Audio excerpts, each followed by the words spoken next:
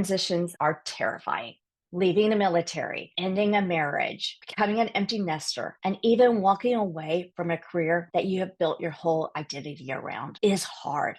And most people feel like they just need to be stronger or that they need to figure this out alone. But here's the twist, y'all. The fear isn't the problem. The way that you're trying to handle it can be. So today I'm joined by two powerhouse coaches who have helped many people navigate a variety of different transitions. They've navigated people through military transitions, divorces, becoming empty nesters, career changes, all different kinds of transitions. And they're going to be actually breaking down what actually can change everything for you. You'll learn the mindset shift that unlocks clarity, the red flags to watch for when choosing the right coach for you, and that one small step that you can take today, even if you're scared. So if you are standing on the edge of a big change, just know that this conversation could change you years of struggle. So here we are today. I'm so excited to welcome to you our coaches. So today I'm so excited to get to introduce you to Jeshanna Forrester and Deborah Rogers. Jeshanna, can you give us an intro about who you're working with, what clients you work with, what they're struggling with, and how you help them move towards their goals? Okay, yeah. I work with clients that are typically somewhere, and I'm going to just give an age range, 35 to 55 is my typical midlife client that comes to me. And they're often in some type of life-altering transition. And that can mean divorce, career shift, pivot, or even collapse. Sometimes it's an identity shift where they've arrived midlife and they've accomplished much, and then all of a sudden it's not what they expected. They're not satisfied here. So they're in a significant season of change where not just external things are shifting, but internal worlds are shifting as well. Thanks so much. And where are you based out of? I'm in Austin, Texas. But I'm assuming you work with people all over the country. Yes. Most of my clients are not in Austin, Texas. Yes. Perfect. Awesome. And Deborah, do you mind telling us a little bit about what you do? Who do you work with and what the things they struggle with? Hello, thank you, Christina, first for inviting me to this taping. I was a long-term public service professional before I became a professional coach a couple of years ago. And so primarily my clients tend to be either current public service professionals or former or public service professional or government employees who are transitioning out of the government, including members of the military who are transitioning into private or civilian life. I'm out of Ashburn, Virginia, and my focus, I think, tends to be on transition and also for professionals who are in leadership positions, how to better engage with their employees to be more effective as a leader. Yeah. A lot of time that is transition, right? They're transitioning into the leadership role, and that is a big transition for a lot of people. It sure is. Yeah. So let's go ahead and just start out with a question I'm going to ask both of you. And, as I mentioned in our intro, transitions can be scary for people. So what do you typically hear from clients in one of your first conversations with them? Jeshanna, do you want to start out with answering? Yeah. And Debbie, you said that about military, and that's also one of the areas where I focus as well. And I'm so excited because it's a big part of my passion, helping that transition. To answer the question, I hear a lot of phrases like, I just don't know what to do. I'm scared. And oftentimes the phrase that comes out is, what if? What if this? What if that? And what if this? And what if that? And it continues to show up over and over and over again. So the I don't know what to do with the what if is the most common phrase that I hear. Yeah. That question, what if, it can really freeze you. Absolutely does. It sure can. Yeah. Yeah. And I would say on my end, Christine, first, I agree with everything Jeshanna said that there's this what if, but I also sometimes see like a crisis in confidence where they don't see clearly like that all they've accomplished in the past transfers into the future. And there's like, well, I don't have skills to take on this new transition, which obviously they have a whole lifetime of skills, but it's like that gap in confidence I see a lot in periods of transition. Yeah. And I'm sure since both of you work with the military, you see that a lot because the language the military uses is so different from civilian life, right? And just trying to get them to understand that they're just using a different language, but the skills are still there. Absolutely. I think that's super common. I mean, the ability for them to translate from one environment to the next one of the things that comes up, and we often talk about this, is what, instead of operating from what you see that you don't have, that I don't have, I'm not, I haven't done, into how do we translate into statements of what have you done? What do we walk in with? And that alone is a really powerful transition, just to be able to shift into that space of what do we show up with, not the alternative. Beautiful. Let's just jump into a story, because I know you and I both love stories. Can you share a story about somebody who, don't give your name, because we all believe in ethics, but share a story about that comes to mind about a time when somebody came to you on a big transition. They were going through a big transition and they felt like they needed X. And what did the coaching actually help them discover? Ooh, I love this one. Okay. The first client that came to mind when you asked that is a very successful surgeon. She was presented with a phenomenal opportunity, but there was a lot of cost to it, essentially, like changing location. It was going to be a significant shift for her. That was very difficult for her to sort out on her own. And so that was what she came to the table with. As we navigated bringing clarity to, is this the right change for her, or what would it take to make the change? It became apparent that she was actually more weighted down by the reality that she had just gone through a divorce in the last several years, had a child, and that it would also include that piece. How does this impact my son? How do I feel about that? Which then led into, who do I want to be? Who am I now? Post-divorce, and what is this transition doing for me operating as my best self? As she began to reconnect with who she is post-divorce, it brought worlds of clarity to if this transition would actually serve her in operating that way as her best self, and it was clear that it would. By doing that, she gained not only the answer to her original question, but she gained a world of clarity on who she is, how she wants to move forward, and she felt a million times better. So I love that story. I love that story too. It just talks about the power of confidence, right? Yeah. Thank you for sharing that. Deborah, I've got a question for you. A lot of people, when they think of coaching, they think about that it's just advice giving or therapy. So walk us through what actually happens in a coaching session when somebody is trying to navigate a career change. Yeah, I think first, just listening to Jeshanna, she really did talk a little bit about that difference between therapy or advice giving and the different distinction between that and coaching. And I would say, before I go to the difference, I would say the first thing I would say is that both are a deeply individual, personal, intimate experience to work with a coach or to work with a therapist. But the biggest distinction is in therapy, the therapist is trained to look backward on someone's life and what experience they had that are impacting them today. Whereas a coach, we're looking forward and we're trying to help that client discover how to reconnect with themselves and their confidence and look forward to achieve their goals and to resolve their problems, looking at it from that perspective. But I think in both cases, it's work, the trust is at the core, and really building trust with a client based on active listening and really understanding and not giving advice, but believing that person has the power to move forward and achieve their goals, but might need the support of somebody to help them discover it at a deeper level. Wonderful. Thank you. So just thinking about that, when you have someone who comes to your spaces, people in the government sector, and right now we have a lot of people who are leaving the government sector and choosing corporate. What would a coaching session look like? What things do you explore and what do they uncover about navigating from government sector to the private sector that you coach around? Yeah, I think that what I've seen, especially recently, is sometimes transition is thrust upon one rather than chosen.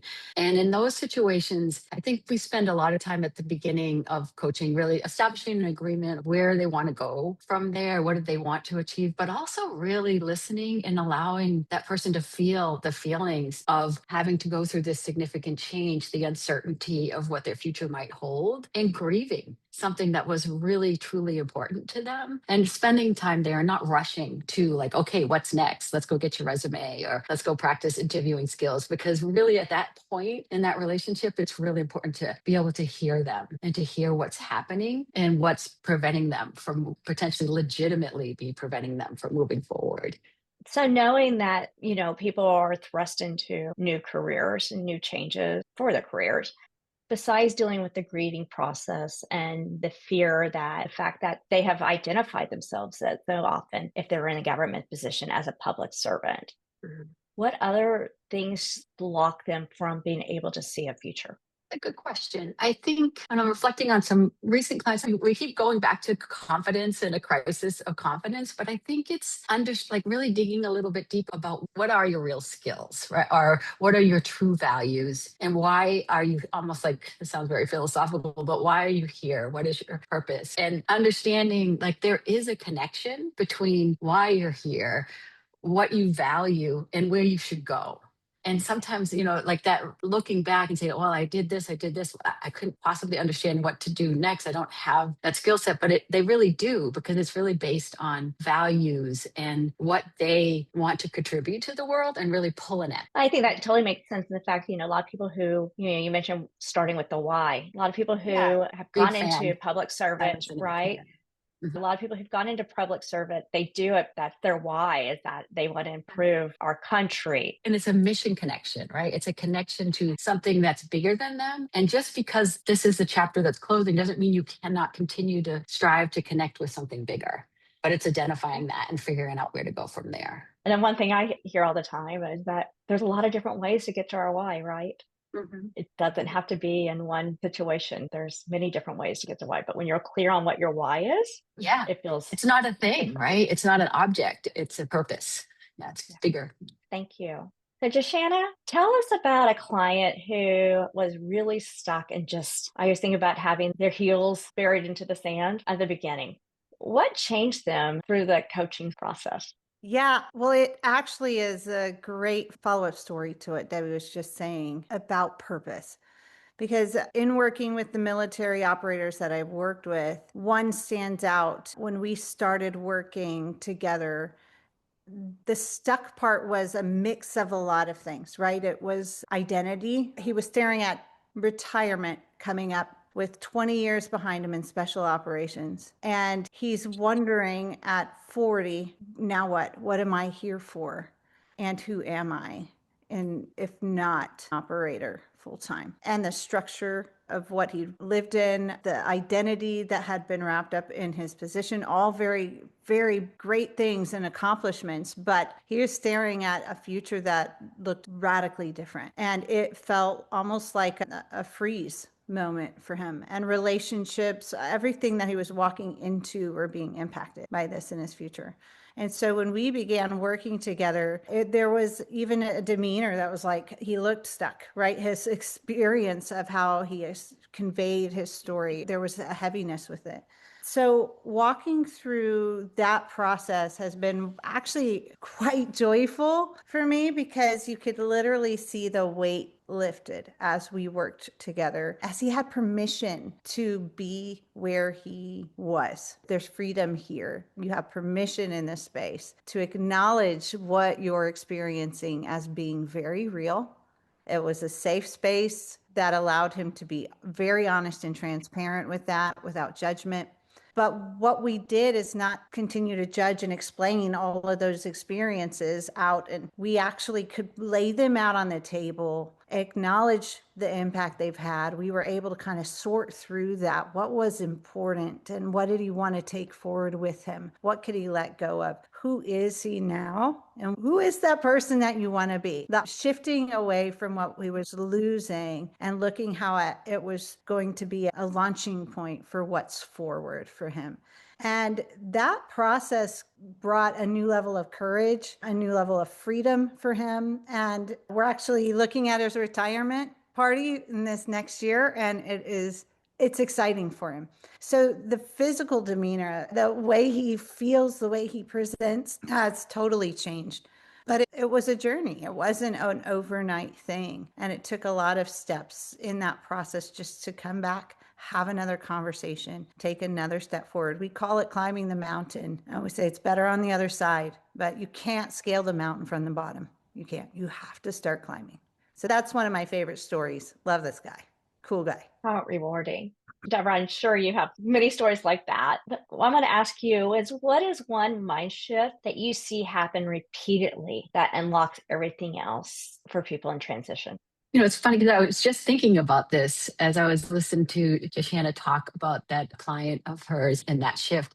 I think one of the things I always get excited about and feel really energized after a session is when a client moves from that kind of fear and despair and uncertainty of where they are and can see also this space and this opening for being excited about a clean slate or this opportunity to dream about something different, where maybe when you're locked into your profession or your job, you don't give yourself that latitude to think, well, what else? And this space of transition is this huge opportunity to get excited about what else. I think sometimes we're the biggest limitation on our dreams is like, oh, I can't do that. That's not possible. And then to see them shift from, I can't do that to, oh, I have these skills and I have this experience and I can go do this. And to see them actually accomplish those dreams instead of just going to that next step in this kind of rote manner.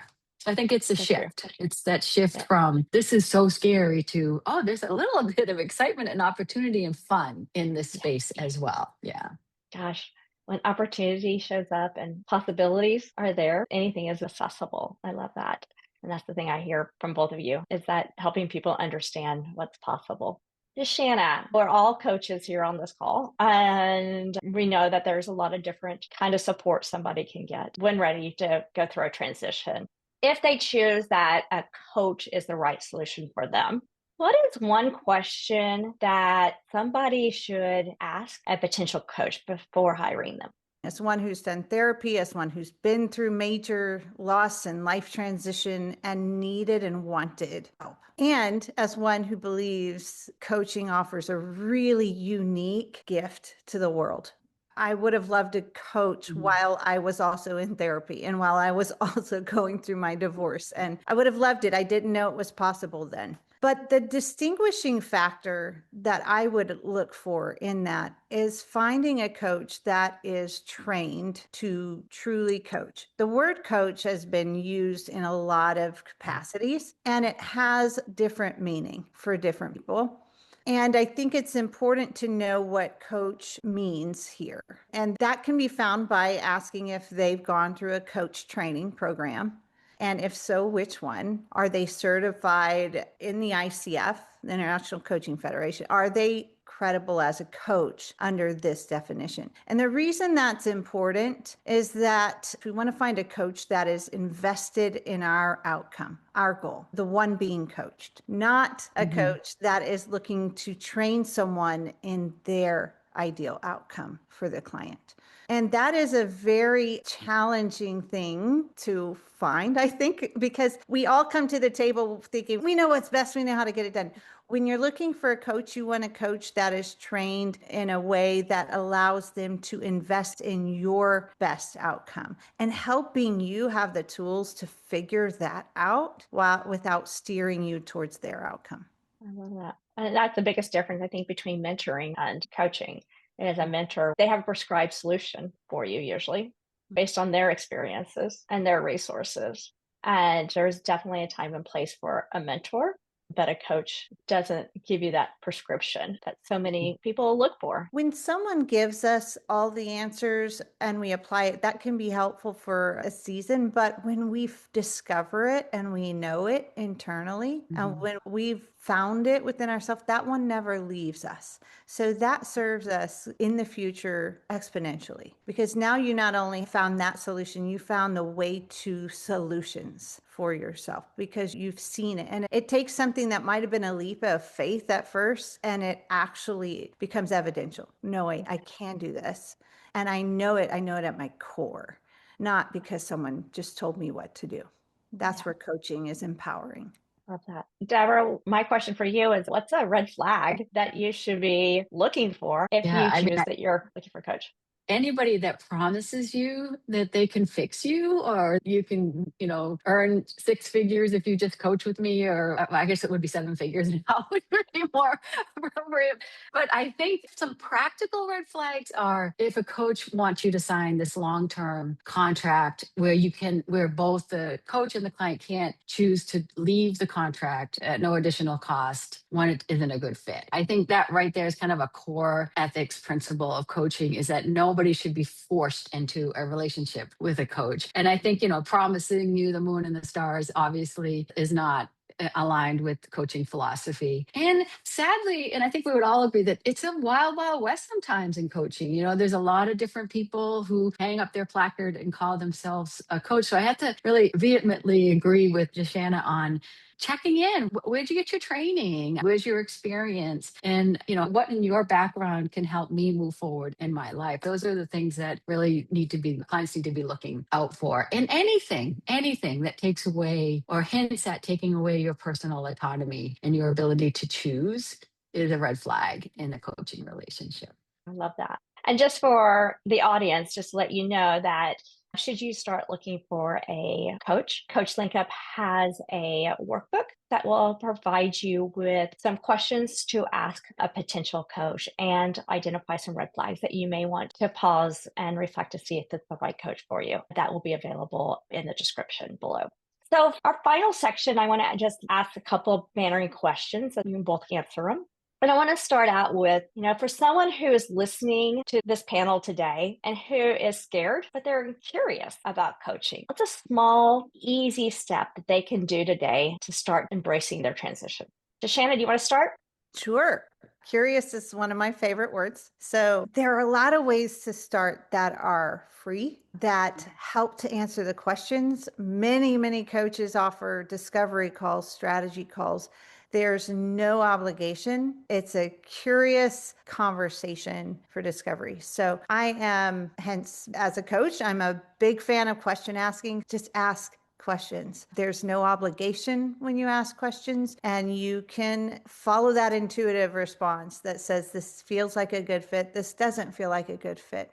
But just start a conversation with a coach or someone who has a coach and just explore.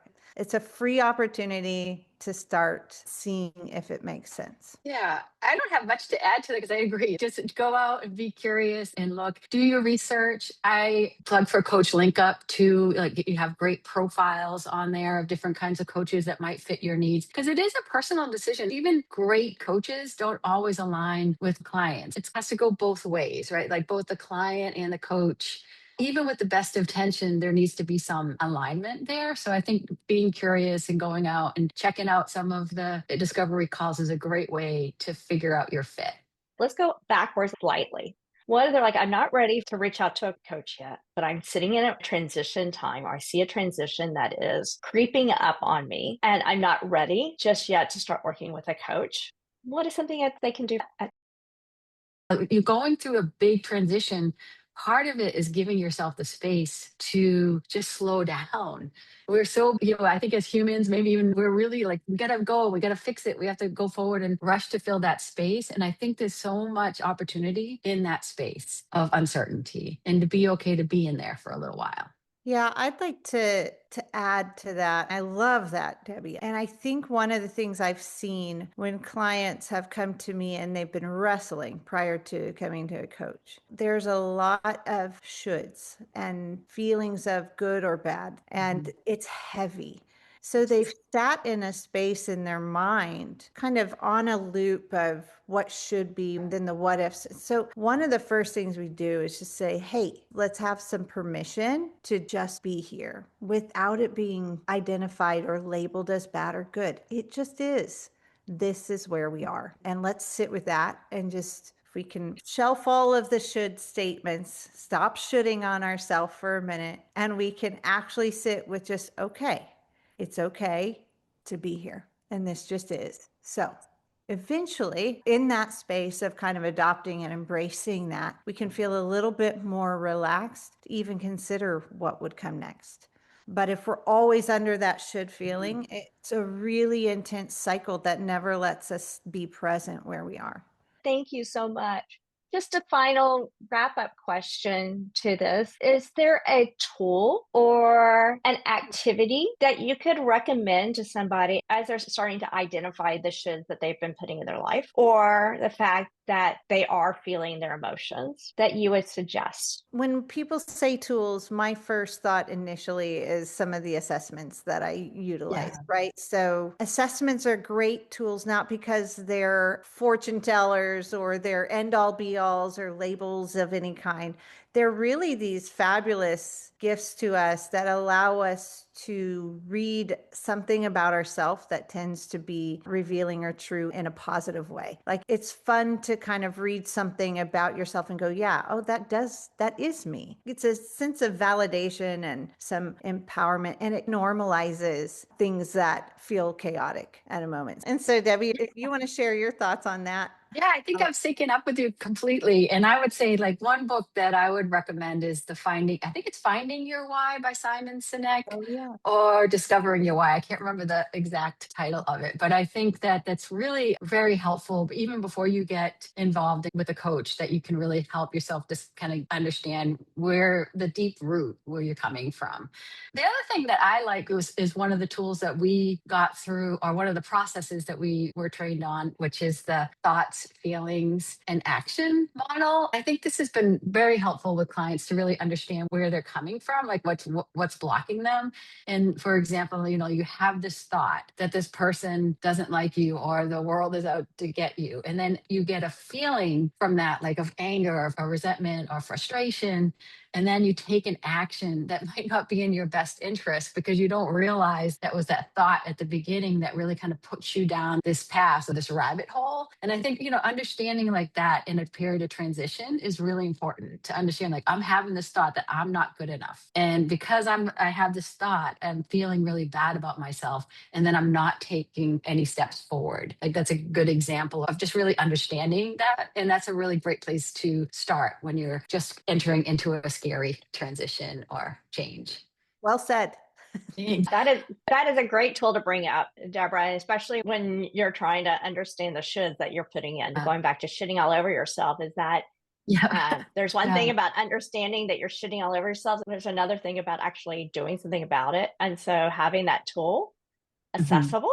So can you just say the name once again for anybody who's taking notes? What is that tool called? I call it thoughts, feelings, and actions. Like, you think about something and, like, I'm a failure because I lost my job. I'm just giving an example. And because of that, you get all these feelings of, like, I'm not feeling good. Like, even inside your body, you're not feeling good. You don't have any motivation. And what happens, because you're not challenging that original thought, you're going down a path of, well, I'm just going to kind of hide away from the world, or I'm not going to leave my house, or whatever. But those are the kinds of things that happen because and a coach can help you say, okay, what's happening here? What's the thought that you have right now? And even naming it helps you kind of shift it a little bit. And in the case of somebody who has lost their job, that I should have known this was coming.